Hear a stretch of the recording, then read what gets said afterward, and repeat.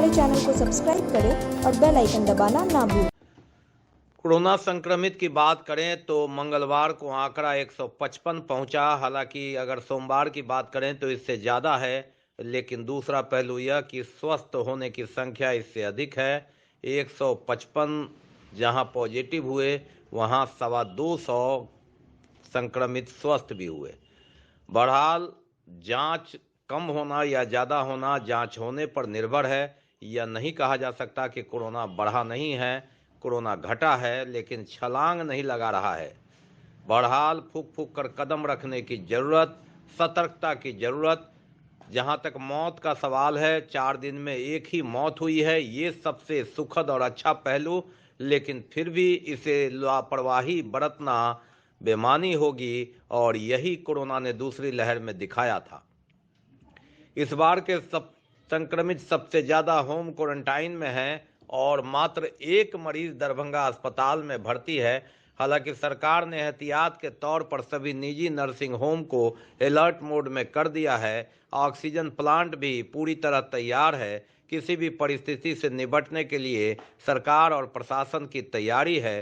15 से 18 वर्ष के बच्चों का टीकाकरण भी जोरों पर है और ऐसी परिस्थिति में कोरोना से संघर्ष, लड़ाई तीसरी लहर में, जिसमें कोरोना लापरवाही को खोज रहा है और इंसान कोरोना से बचने के तरीके, लेकिन गंभीरता से जो लड़ रहे हैं वही असली कोरोना योद्धा है। भीड़ भरे बाजार में कोरोना मौका खोजता है और यही मौका 2 बार उसने ले लिया इंसानों से। पहली लहर और दूसरी लहर में, तीसरी लहर में भी कोरोना घुलने मिलने की फिराक में और इंसानी संघर्ष जारी है। कोरोना की तीसरी लहर इतनी तेजी से आई, किसी को आशंका नहीं थी। 28 दिसंबर को एक मरीज से शुरू हुआ यह संक्रमण संख्या लगभग 2000 के पार पहुंच गया है, लेकिन देश और राज्य में स्थिति दिन दुनी रात चौगुनी वाली अब नहीं है। लेकिन जिस तरह से इसने एक सप्ताह में छलांग लगाया वह दहशत भरा था। यह सतर्कता और एक मौका जिसमें जिंदगी जद्दोजहद, जिंदगी बचाने की जरूरत। बीमार नहीं रहा लाचार, हो रहा मुफ्त उपचार। हड्डी नस रोग से संबंधित गंभीर बीमारियों का मुफ्त में इलाज। इंतजार किसका, जाएं सर्राफ ऑर्थो एवं स्पाइन सेंटर और दर्ज कराएं प्रधानमंत्री जन आरोग्य योजना में अपना नाम। विश्व की सबसे बड़ी स्वास्थ्य सुविधाओं का उठाएं लाभ। आधुनिक ऑर्थोपेडिक सुविधा, ऑर्थोस्कोपी, स्पाइन सर्जरी, फ्रैक्चर का अत्याधुनिक इलाज। डॉक्टर SN सर्राफ, डॉक्टर अभिषेक सर्राफ, रीढ़ हड्डी और नस रोग विशेषज्ञ डॉक्टर प्रियंका बी सर्राफ, स्त्री और प्रसूति रोग विशेषज्ञ DMCH के सामने लहरियासराय। शीतलहर, भीषण ठंड का कहर। एक तरफ कोरोना का कहर, दूसरी तरफ शीतलहर और इससे संघर्ष करते लोग। मंगलवार को भी पारा काफी कम रहा। सूरज बादलों के पीछे छिपा रहा, कोहरे में लिपटा रहा। ठंड से बचने के लिए अलाव का सहारा विभिन्न जगह, लेकिन नगर निगम की कोशिश नाकाफी, क्योंकि कई जगह डिमांड। आग की गर्मी लेते हुए कई अपनी व्यक्तिगत व्यवस्था से तो कोई सरकारी व्यवस्था से आग से के पास जमे रहे। मौसम विभाग की माने तो शीतलहर का ठंड का प्रकोप अभी 2-3 दिन और जारी रहेगा। शीतलहर का कहर लगातार, अचानक ऐसा लग रहा था कि ठंड की विदाई हो गई है। उसने बारिश के बाद एक बार फिर अपना शीत और लहर को दिखा दिया। कल से ज्यादा है? कल से ज्यादा है। तो ये अलाव कहाँ से जलाए आपको? ये तो चुन चान के ला के जला रहे। आप लोग रिक्शा चालक है? रिक्शा चालक है? नहीं, ढूंढ खोज के हम लोग जला। की नाम भेल? मोहम्मद अशरफ। शराब का कारोबार लगातार जारी है। एक तरफ पुलिस दबिश भी कम नहीं है। तू डाल डाल मैं पात पात, लेकिन इस कारोबार में अब महिलाएं भी पीछे नहीं रही। कई वर्षों से शराबबंदी है, इसके बावजूद शराब के इस अवैध कारोबार में बच्चे और महिलाएं प्रत्यक्ष और अप्रत्यक्ष रूप से अब सामने आ रहे हैं, चूंकि पुलिस इस धंधे में सीधे फंस रहे। ऐसे ही शराब के कारोबार करने के आरोप में एक महिला को गिरफ्तार किया गया। पकड़ी गई शराब कारोबार की आरोपी महिला केवटी थाना ननौरा गांव की है। मुन्नी देवी इसका नाम है। यह किराना की दुकान चलाती है, जिसके आड़ में यह शराब बेचती थी। 4 लीटर से भी अधिक चुलाई शराब को छुपा कर रखे हुई थी और चला रही थी। कहा जाता है कि इस तरह छोटे छोटे टुकड़ों में महिलाएं घटना को अंजाम दे रही है। यह काफी खतरनाक बात है। उत्पाद विभाग दरभंगा की पुलिस ने छापेमारी कर शराब के साथ महिला को गिरफ्तार किया, जहां उसे मंगलवार को जेल भेजे जाने की प्रक्रिया चल रही थी। जिला आपूर्ति टास्क फोर्स की बैठक का आयोजन किया गया।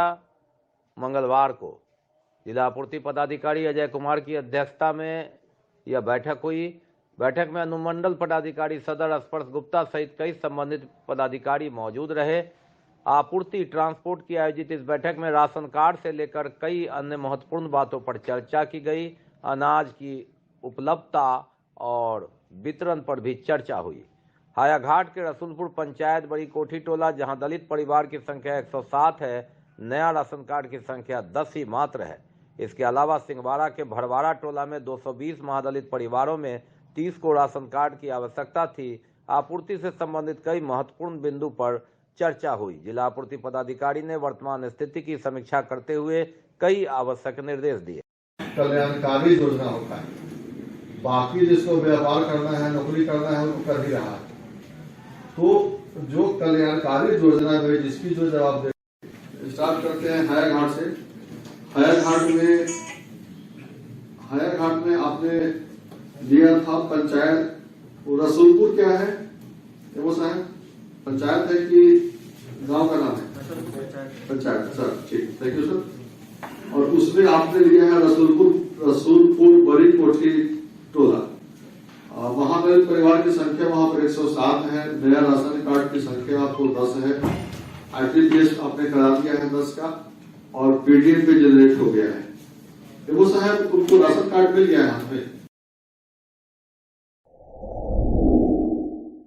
Global health care and diabetes research centre, जो बिहार में पहला अंतर्राष्ट्रीय तकनीक एवं आधुनिक सुविधाओं से लैस सुपर स्पेशलिटी डायबिटीज केंद्र है, जहां एक छत के नीचे डायबिटीज से संबंधित सारी सुविधाएं मौजूद हैं, जैसे कि diabetes heart care, diabetes eye care, diabetes neuro care, diabetes foot care, diabetes pharmacy और डायबिटीज प्रयोगशाला। पता जीसस एंड मैरी स्कूल के पास, रहमगंज, दरभंगा, बिहार। नाटकीय ढंग से 2 लड़की के गायब होने के मामले और एक लड़की का शव बरामद के बाद गांव के लोग काफी आक्रोशित हो गए हैं। दरभंगा जिले के बहादुरपुर थाना के पुरखो पट्टी गांव की 2 लड़की 14 जनवरी को अपने घर से पशु चारा लेने के लिए निकली थी। चंद दूरी पर ही दुकली चौर में घास लाने गई, वापस नहीं लौटी। परिजनों द्वारा काफी खोजबीन की गई। 15 जनवरी को परिजनों ने बहादुरपुर थाना में लिखित शिकायत की, जिस आधार पर गांव वाले अलग अलग और पुलिस भी खोज कर रही थी। इसी बीच 18 जनवरी के अहले सुबह ग्रामीणों ने पानी में तैरता हुआ एक लड़की का शव देखा तो इलाके में खलबली मच गई। शव निकाला गया तो पहचान हो गई। गायब 2 लड़की में से एक लड़की का ही शव था। अब दूसरी लड़की भी मौत की शिकार हो गई या गायब है, इसको लेकर तरह तरह के कयास और अंदेशा लगाया जा रहा है। आखिर इस घटना को अंजाम किसने दिया, कारण क्या था, तरह तरह की बातें जो पुलिस और गांव वालों के लिए अनसुलझी बातें हैं। बहादुरपुर थाना ने तुरंत कार्रवाई कर दल बल के साथ मौके पर पहुंचकर लड़की के शव को निकाला और दूसरे की तलाश जारी है। उसे पोस्टमार्टम के लिए भेज दिया गया है। गांव में भारी संख्या में पुलिस की तैनाती कर दी गई है। गांव के लोगों का भी काफी भीड़ उमड़ पड़ी है और तरह तरह की बात लेकर कहीं कोई अप्रिय घटना न घटे, इस पर भी पुलिस लगातार नजर रख रही है। हर जेहन में एक ही सवाल है कि घटना को किसने अंजाम दिया और कारण क्या था, किस तरह लड़की गायब हुई और दूसरी लड़की जिंदा है या नहीं। देखिए 14 तारीख को ग्राम पुरखो पट्टी की 2 लड़की आई थी इधर घास करने के लिए, पशु के लिए। तब से वो लापता थी, तो परिजनों ने खोज ढूंढ किया। नहीं मिलने के पश्चात 15 तारीख को बहादुरपुर थाना को सूचना दी गई थी। बहादुरपुर थाना द्वारा भी ढोर खोज किया गया था। रात को ये लोग स्थल पे भी आए थे, लेकिन आज अचानक से सूचना मिली कि उसमें से एक लड़की का लाश उसी भारत भट्टा है, उसी के पोखर में तैर रही है। इसकी सूचना मिलने पे हम और प्रशासन के सभी लोग, ग्रामवासी लोग स्थल पर उपस्थित हुए हैं। लाश को प्रशासन अपने कब्जे में लेके पोस्टमार्टम के लिए भेज दी है और उसके साथ जो दूसरी लड़की है उसका अभी तक पता नहीं चला है। उसके लिए हम लोग प्रयासरत हैं। लाश को खोजा जा रहा है या देखा जा रहा है स्थिति की आखिर बात है क्या, इस पे जांच चल रहा है। दरभंगा सहित मिथिला से जुड़े विभिन्न रेल विकास परियोजना और यात्री सुविधाओं को लेकर दरभंगा के सांसद गोपाल जी ठाकुर ने महेंद्रू घाट पटना में पूर्व मध्य रेलवे हाजीपुर के महाप्रबंधक अनुपम शर्मा, मुख्य प्रशासनिक अधिकारी पीके गोयल, चीफ इंजीनियर पीके गुप्ता, पीसीओ एम सलील कुमार झा के साथ बैठक की। मुजफ्फरपुर रेल लाइन निर्माण कार्य को उच्च प्राथमिकता के साथ प्रारंभ करने और आगामी बजट में इस योजना मद में धनराशि उपलब्ध कराने हेतु उन्होंने मांग की और आवश्यक दिशा निर्देश दिए।